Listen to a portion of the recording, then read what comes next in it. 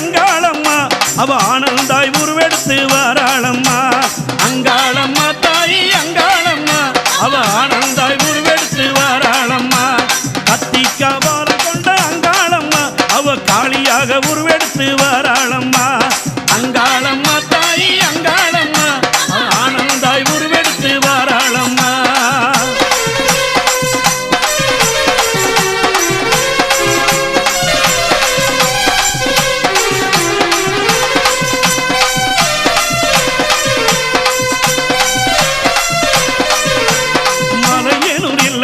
அங்காளம்மா அவ மையான கொள்ளையிட்ட அங்காளம்மா